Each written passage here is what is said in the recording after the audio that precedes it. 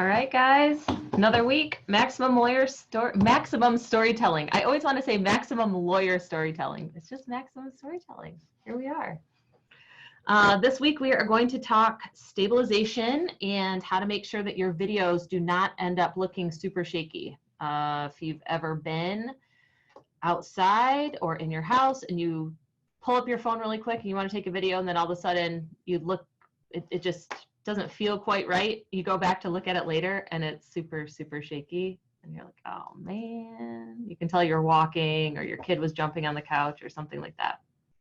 We can help you with that. Especially walking, that's the biggest time. I mean, you're riding a bike and you're trying to get some footage or whatever, but specifically for, you know, these like lawyer type videos, if you're trying to get B-roll of a client that's, you know, maybe, you know, walking into your law firm or something like that, you're probably going to see every one of those steps as you're going. So we got a bunch of different examples and ways to show you how you can kind of correct that, both before and during while you're shooting, but also if you know, somehow can't do that, there are some programs that you can use to kind of smooth things out after the fact. So Anneke has a couple different things for like smartphones, and if you're recording stuff on maybe like a GoPro or your phone, different little tools and devices you can use to keep your footage smooth.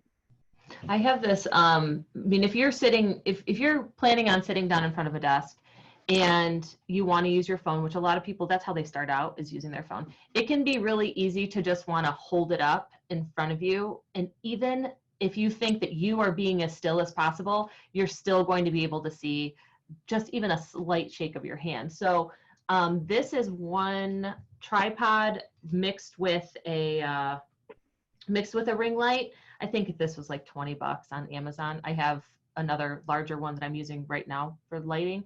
But you can see right here, it has, you know, a slot for your cell phone, and you can also do it more than one way. So if you have a GoPro, or if you're, this is, I think is built more for smartphones, but if you have other camera devices, you could probably fit that in there too.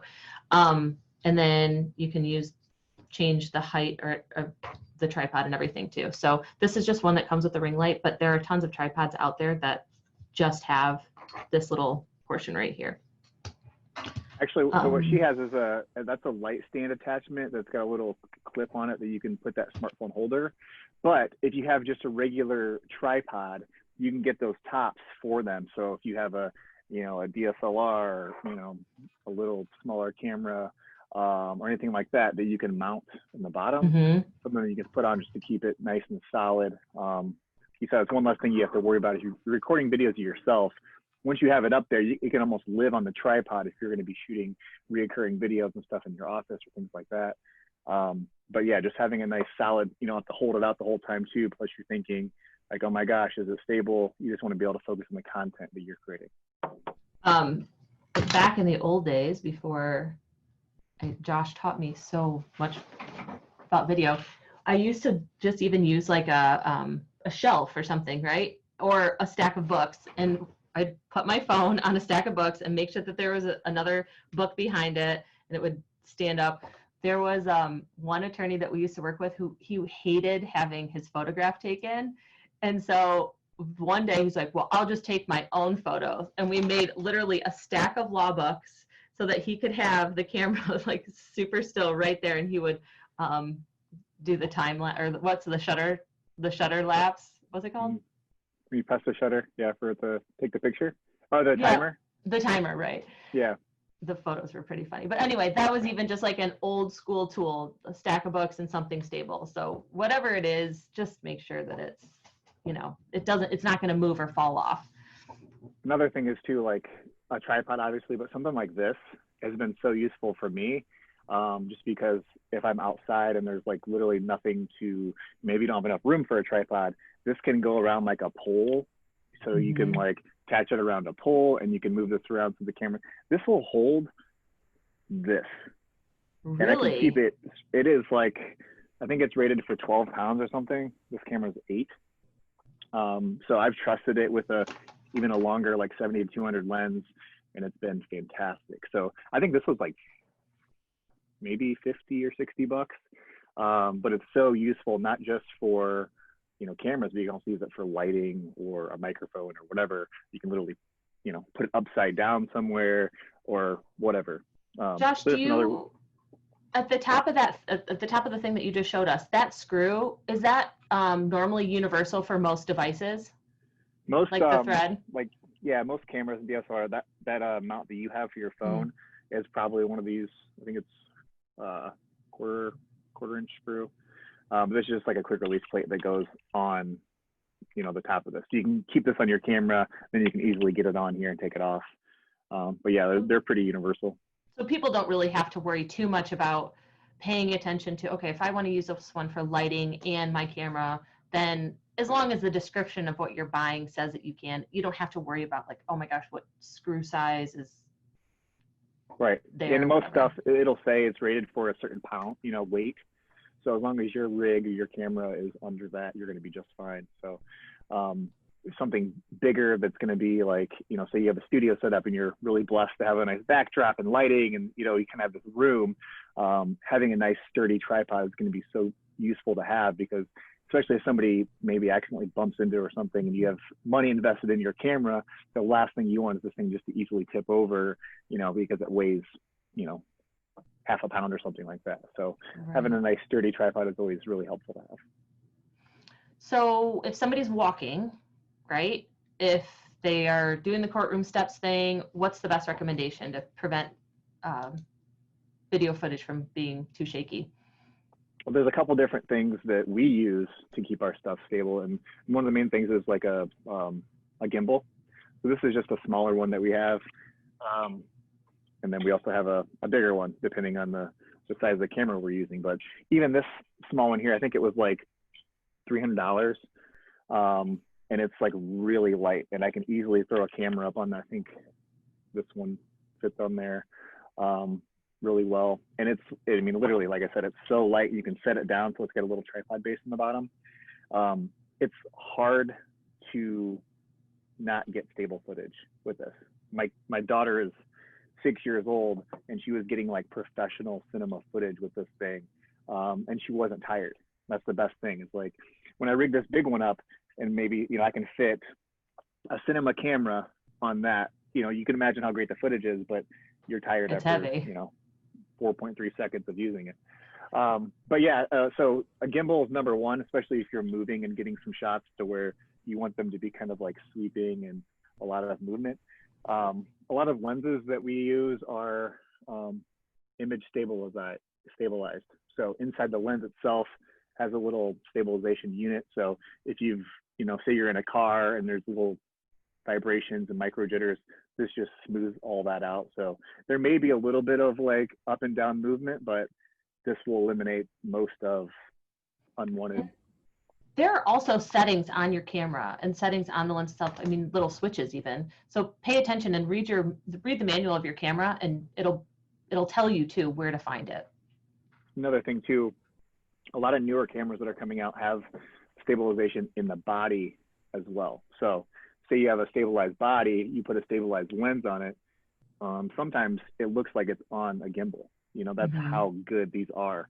We can get some really cool, we don't even use sliders anymore just because the stabilization is so good, even just in the body. So like I said, just investing in something, I think this camera is like $1,000. So it really all depends on your budget, what you're shooting. Even your iPhone has stabilization built in, most newer models. So I do know that it changes depending on the mode. So if you're on like the 1X, it's stabilized. So if you change it to like the zoom where you're in 2X, there's actually no stabilization applied to it. So just keep that in mind. Because it can't do both. You can get great footage on this, especially if you have a newer phone. It shoots 4K 60 frames a second and it's stabilized. So. And for those people who are listening who've never heard of a gimbal before, kind of describe what it's essentially two parts, right? I mean, it's the handheld part, but then it's the other arm that moves independently from the piece that you're holding, which is why it makes it so smooth. So what happens is the camera kind of like goes on top of it like this. And as you're walking, this takes the movement, and the camera remains stable. So there's 3 axes on this. So the walking axis, it takes that out. Any side movement, there's different modes and things you can put on it, but yeah, it eliminates basically any unwanted movement. And I could run, do all kinds of crazy stuff, and the camera will theoretically stay in position. It's like a fancy way of making the camera float, essentially. Really, yeah, really. And it's like it's on a wire. So, that's how you get really smooth footage. I mean, you can move in, a variety of different ways, but you can pull off some really cool shots with the gimbal. Okay, so what happens if an attorney makes this fantastic video? He totally nails everything he's going to say. The look is great. Everything's perfect. The audio, the lighting, everything. And then there's just like one little shake towards the end. And it's like, you don't want to re-record the whole thing. Is there anything you can do? Absolutely. And I think it depends on the editing software that you're using. We use Final Cut Pro. It's really quick and intuitive, and a lot of people can kind of just pick it up and use it. If you've ever used iMovie before, Final Cut is a very, it's a little bit more advanced version of iMovie. It's kind of laid out the same, but there's a little toggle switch that says stabilization. And depending on the length of the clip and how bad the stabilization is, it usually does a really good job of smoothing out those little imperfections. And I use it all the time, because even, you could even have a gimbal and maybe you accidentally like bump into something, you might still have a little bit of a jitter there. And if you can't cut before it, then applying a little bit of stabilization may or may not smooth it out for you. I mean, I would, maybe cut it if you can, Sure. But if you're using Final Cut or Premiere, there's a stabilization little tool built right in. Cool. So I think this just all goes back to the idea of, if you have the right tools first and then shoot the videos, then you can, lighting, audio, stabilization, all these things, they're just tiny little things to think about, and they're very easy fixes before you even start recording. Like even when I just moved my elbow, it actually made my camera move. So if anybody's watching this later, you can see how shaky These are micro jitters. These are micro jitters right here. And if you have to stabilize them, they go away. Also, gimbals can be like really overused. I see that a lot of times with people in different video communities, that they literally just rely on a gimbal for everything. But if you watch a movie, most shots are locked down on a tripod. I mean, maybe a little smooth pan in, which they may do in post, or it's on a little slider. But a lot of times they're just solid locked off shots on a tripod. And it goes to show that it's really all about framing and audio and lighting. So just going back to the same things that we talk about every week that are so important, but just making sure that your camera is not pointing straight up at you and it's a nice pleasing angle and locked down. That's going to be your best bet. Wait until you guys see some of the examples we come up with angles. They, especially on faces, you see some of these people that take it to a little bit extreme when they take a selfie or they take a picture of themselves, and they're holding the camera up so high above their head that it looks like they're, looking at the second floor or something. We don't have to take it that extreme, but it's amazing how differently the whole look of something can change just based on where the camera is. So we'll make sure to have angle of the camera, but also focal length. I don't know if you've ever seen before. It goes through a like 12 millimeter lens all the way up to like 200 and then back. And the way that it makes a person's face like blow up into like almost like a ball and then slim back out, it almost makes your nose like, I'll have to pull the example up and we can post it, but it's so important to know that it matters what lens that you're shooting with as well, not only just the angle. So there's a lot of variables and things like that, but our goal here is to make you look the absolute best when you're doing these videos. So maybe next week we can cover angles and focal length. That'll be awesome. Well, if you guys have any questions, let us know. I'm just looking here to see if we had anybody from the guild post anything. It's been kind of a crazy day for everybody, so I'm sure that you guys will post something if you have any questions. But in the meantime, feel free to comment on the video itself.